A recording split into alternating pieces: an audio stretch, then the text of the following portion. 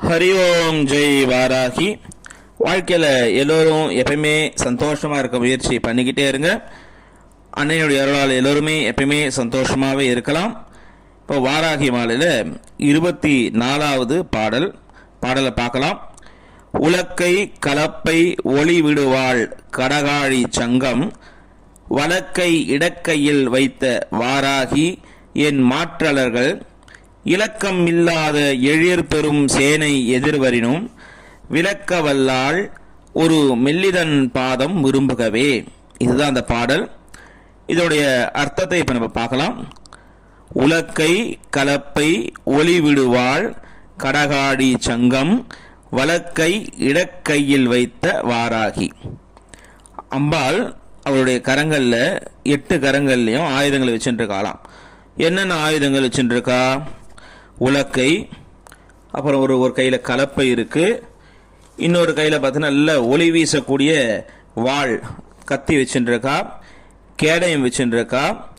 அடுத்து பார்த்தா கடலில் பிறந்த சங்கு சக்கரம் கையில் வச்சுருக்கா. வலது கையிலும் இடது கையிலும் அபய வரத முதிரைகளை வச்சுருக்கா. அப்பேற்பட்ட அன்னை வாராகி என் மாற்றலர்கள், என்னுடைய எதிரிகள், இலக்கமில்லாத எழிற் பெரும் சேனை எதிர்வரினும், எண்ணிக்கையில் அடக்க முடியாத பெரிய சேனைகள் எதிரில் வந்தாலும், யாருடைய எதிரில்? அன்னையுடைய பக்தர்கள் உபாசகர்களுடைய எதிரில் வந்தாலும் விளக்க வல்லால் அவர்களுடைய அடியவர்களுடைய அருகில் வரவிட மாட்டாளாம். அதாவது யாரெல்லாம் அன்னையை உபாசனை பண்ணுறோமோ அவங்க கிட்ட அந்த சேனையை வரவிட மாட்டாளாம். அப்பேற்பட்ட ஒரு மெல்லிதன் பாதம் விரும்புகவே. இந்த மாதிரி இருக்க அழகான மெல்லிய பாதத்தை உடைய என் அம்மையை விரும்புக. அப்பேற்பட்ட அம்பாளை எல்லாரும் ஆத்மார்த்தம் நமஸ்காரம் பண்ணுங்கன்னு சொல்லலாம். விரும்புங்கன்னா அன்னை மேலே ஒரு ஆர்வத்தோடு இருங்க, அன்னையை பூஜை பண்ணணும்ன்ற ஒரு எண்ணத்தோடு இருங்க அப்படின்றார் அவர்.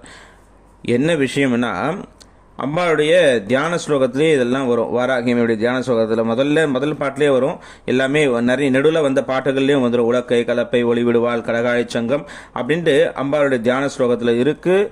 அதே போல் எப்படியெல்லாம் தியானம் பண்ணணும்ன்ற அம்பாளுடைய முதல்ல ஆயுதங்கள்லாம் பற்றியெல்லாம் நிறைய கரங்களில் வச்சுருக்கிறதெல்லாம் பற்றி வருது. அப்பேற்பட்ட அம்பாளை இங்கேயும் பார்த்தீங்கன்னா பாதத்தை குறிக்கிறதுனால இதுவும் குருவுடைய ரூபமாகவே அம்பாள் நம்ம நினச்சிக்கணும். அதாவது இது எதிரில் இருக்கிற எதிரிகள் கிடையாது, நம்ம மனசுக்குள்ளே இருக்கிற எதிரிகள். ஏன்னா குரு ரூபமாக நம்ம நினைக்கும் போது அகச்சத்ருக்கள், அதாவது நம்ம மனசுக்குள்ளே இருக்க சத்ருக்களை எல்லாரையும் அழித்து நம்மளோட துயர்கள்லாம் நீக்கி அவரே குருவாக இருந்து அந்த குருவுடைய பாதத்தை, அம்பாளுடைய பாதத்தை, குருவுடைய பாதத்தையும் அம்பாளுடைய பாதத்தை சமமாக தான் பாவிக்கணும். அப்படி பாவிக்கும் போது இந்த துயர்கள்லாம் நம்மளை விட்டு விலகும் அப்படின்ட்டு அர்த்தம் நம்ம எடுத்துக்கணும். இதனுடைய அர்த்தத்தை இந்த பாராயணத்தை, இந்த பாடலை டெய்லியும் ஒரு 47 முறை பாராயணம் பண்ணும்போது விஷ ஜந்துக்களால் வர தீமை நம்மளுக்கு வராது. இப்போ தனிமையில் நம்ம போய்கிட்டு இருக்கும்போது சில இடங்களில் பாம்புடைய தொல்லைகள் இருக்கலாம், நாய் அந்த மாதிரியான மிருகங்களுடைய தொல்லைகள்லாம் நம்மளுக்கு இருக்கும். அந்த நேரத்தில் இந்த பாடலை நம்ம பாடும்போது அதனுடைய தொல்லைகள் நம்மளை விட்டு விலகும். அதே போல் ரொம்ப சக்தி வாய்ந்த எதிரிகள், நம்மளை காட்டிலும் பலம் பொருந்தி எதிரிகள் நம்மளுக்கு தொல்லை கொடுக்கும்போது அந்த தொல்லையிலேருந்து நம்மளுக்கு விலக்கு கிடைக்கும். அதாவது நம்மளை காட்டிலும் பலம் உள்ள எதிரிகள் யார்? நம்மளுக்குள்ளேயே இருக்க அந்த காம குரோதாதிகள் தான் நம்மளை காட்டிலும் பலமுள்ள எதிரிகள். அந்த எதிரிகளுடைய தொல்லைகள் விலகும்.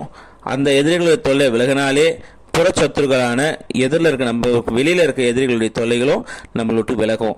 அப்படின்றதான் இது சூக்ஷ்மமாக இது எடுத்துக்கணும்.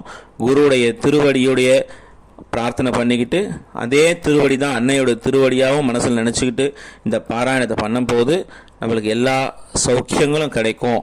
இது சத்திய பிரமாணமான ஒரு வார்த்தை. இதை எல்லாருமே பாராயணம் பண்ணி அன்னையினுடைய பேர் அருளை எல்லாரும் வாங்கிக்கணும் அப்படின்னு கேட்டுக்கிறோம். அடுத்த பதிவில் அடுத்த ஒரு அற்புதமான ஒரு பாடலை பார்க்கலாம். அதுவும் அன்னையுடைய திருவடியே குறிக்கக்கூடிய ஒரு அற்புதமான ஒரு பாடல். அது அடுத்த பதிவில் பார்க்கலாம். வாழ்க்கையில் எல்லாருக்கும் எல்லா வளமும் நலமும் அன்னை நல்கட்டும்ட்டு பிரார்த்தனை பண்ணிக்கிறேன். ஹரி ஓம் ஜெய் வாராகி. ஹரி ஓம் ஜெய் வாராகி. ஹரி ஓம் ஜெய் வாராகி.